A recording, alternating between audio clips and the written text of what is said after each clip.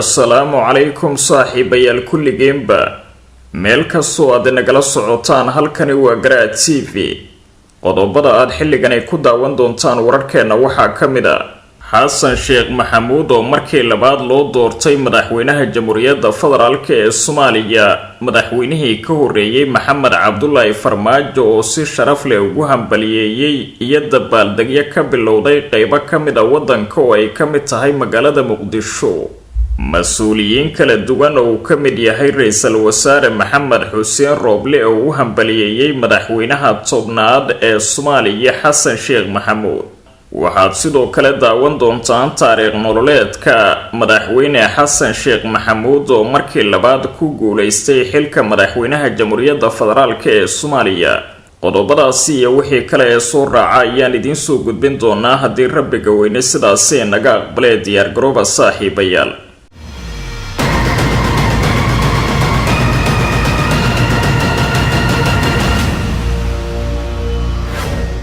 isku soo laabashaha boon mar kale daawadayaal, halkani waa Garaad TV. xasuusnow haddii aad joogtid xilliga salaada soo guda waajibka alle ee ku saaran dibna ugu soo laabo daawashada muuqaalkan. aynu ku bilownay saaxiibayaal, sida aad horudhaca wararkeena ku daawateen waxaa la soo gabangabeeyay codaynta doorashada madaxweynaha jamhuuriyadda federaalka ee Soomaaliya oo la isla gaaray wareegga saddexaad, taasi oo soo bilaabatay galinkii dambe ee Axadda.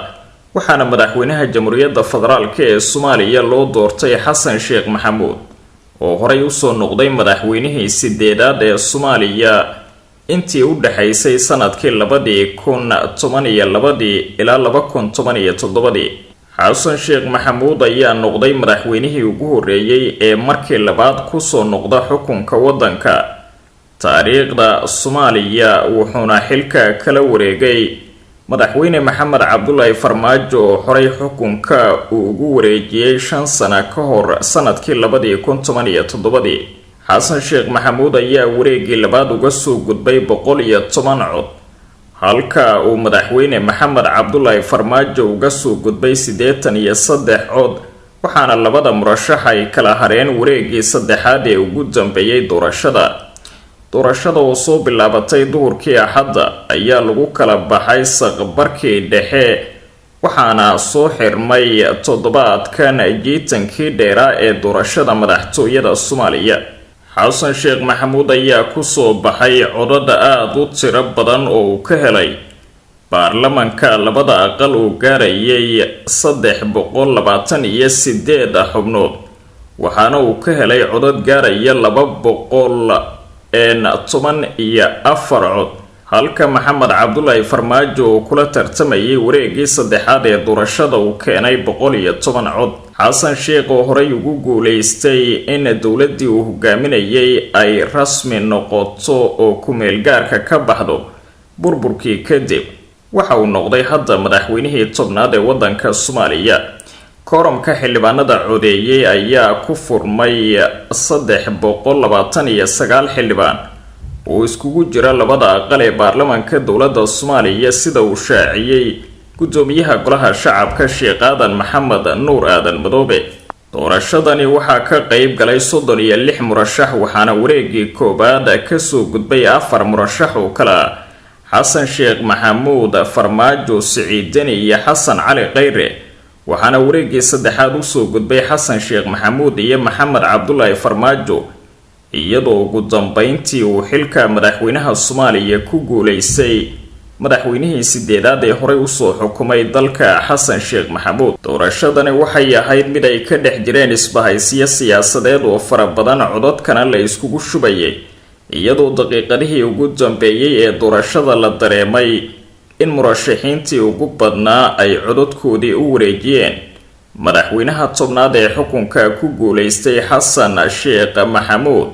murashaxiinta ka soo gudbay wareegii koobaad ee doorashada ee Xasan Cali Khayre iyo Siciid Cabdullaahi Deni, laakiinse aan u gudbin wareegga saddexaad, ayaa codadkooda intii ugu badnayd waxay u rogmadeen dhanka Xasan Sheekh Maxamuud, taasi oo gaarsiisay guusha ballaaran ee uu ka gaaray wareegii saddexaad ee doorashada.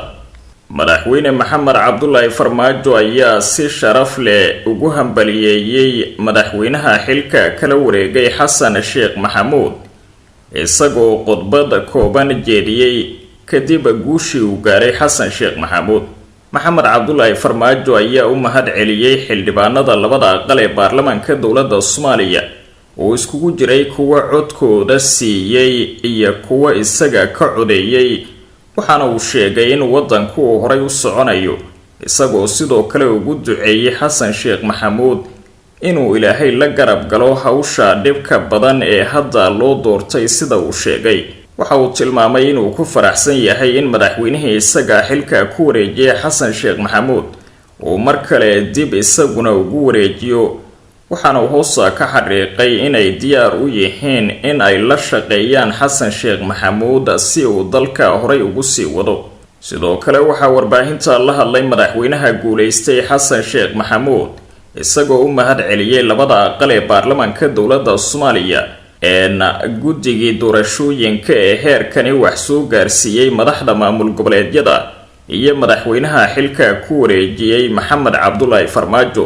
xasan sheekh maxamuud ayaa si laab furnaana ugu mahad celiyey ra-iisul wasaare maxamed xuseen rooble oo uu sheegay in isagu heerkani soo gaarsiiyey doorashada hadda la soo gabagabeeyey, waxaana sidoo kale uu xusay mahad celinta qaybaha kala duwan ee gudiyadii doorashooyinka ee kasoo shaqeeyay doorashada baarlamaanka.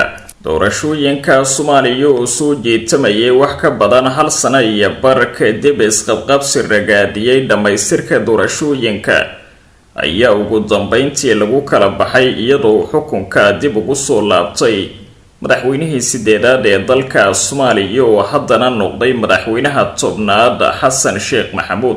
dhinaca kalena dabaaldegyo waaweyn ayaa ka bilowday qaybo ka mid ah wadanka oo ay ku jirto magaalada caasimadda ah ee Muqdisho, waxaana rasaas xoogan laga maqlay qaybo badan oo ka mid ah degmooyinka gobolka Banaadir markii lagu dhawaaqay natiijada doorashada ee uu ku soo baxay madaxweyne xasan sheekh maxamuud.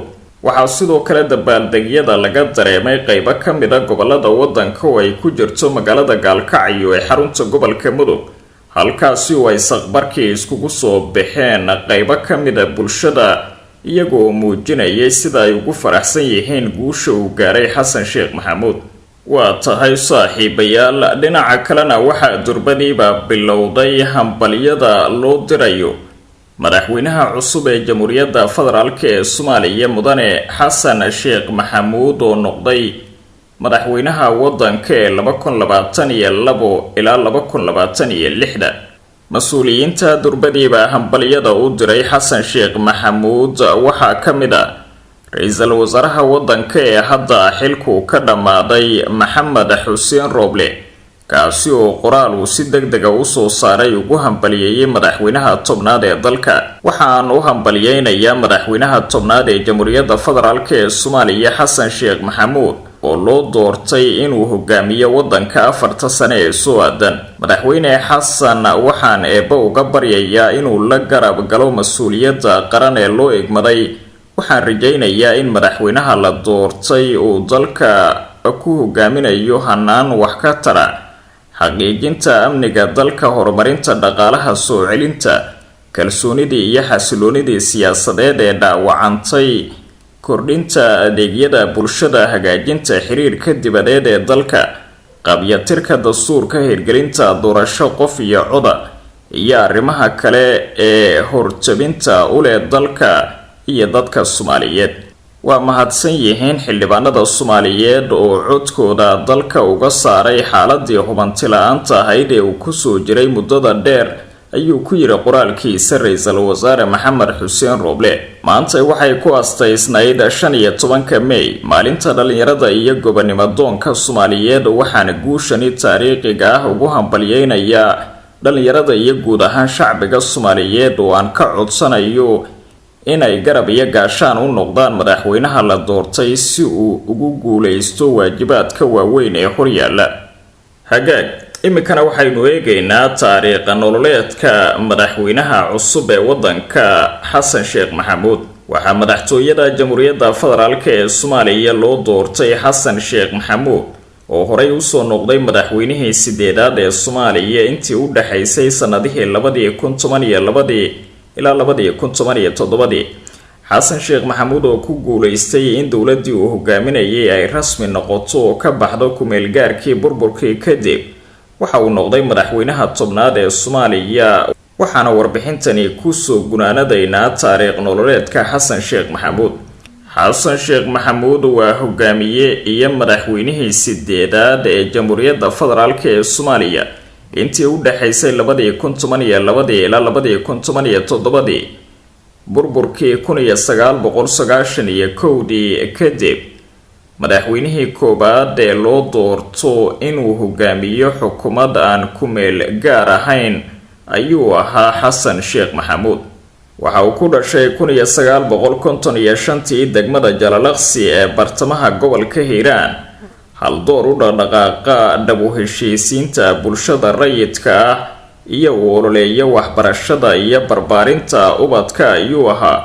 muddo dheer kadib buddhige iyo maamulaha macadka Simad oo markii dambe jaamacad isku bedelay ayuu noqday 2012 ayaa loo doortay madaxweynaha Jamhuuriyadda Soomaaliya. 2013 ayaa jariidada Time u aqoonsatay mid ka mid ah 100 qof ee dunida ugu saameynta badan.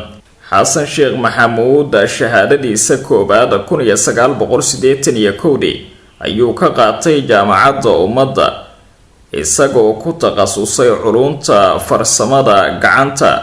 shahaadada labaad ee maamulka iyo maareynta farsamada gacanta 1988 ayuu ka qaatay jaamacadda Barakatullah.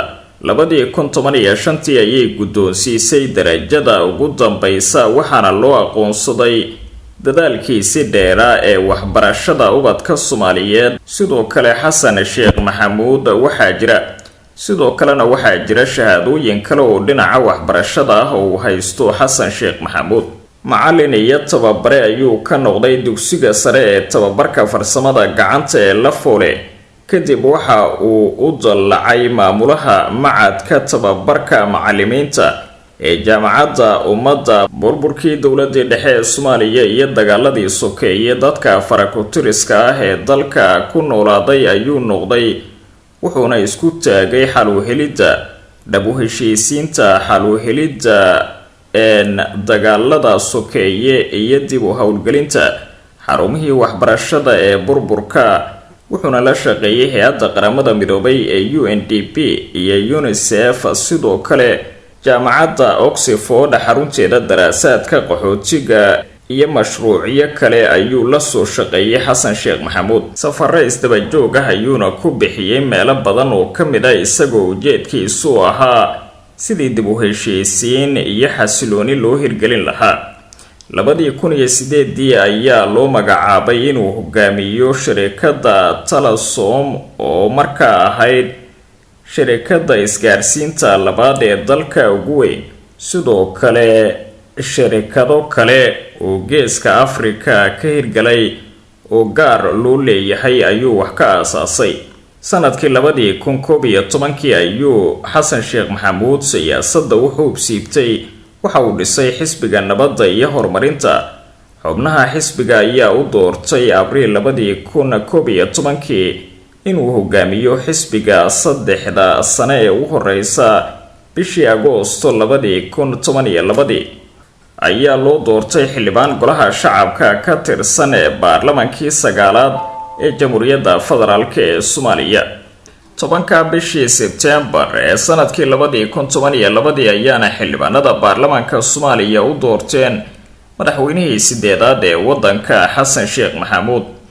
waxaana hadda uu mar kale 2022 ku guuleystay madaxweynihii tobnaad ee dalka, iyadoo xilkaasi uu markii hore ku wareejiyay Maxamed Cabdullaahi Farmaajo oo xukunka hayay 5 sano ee lasoo dhaafay. intaas ayaan kusoo koobayaa taariikh nololeedka madaxweynaha cusub ee Soomaaliya xasan sheekh maxamuud. dib intaynu u kulmi doono nabadgelyo.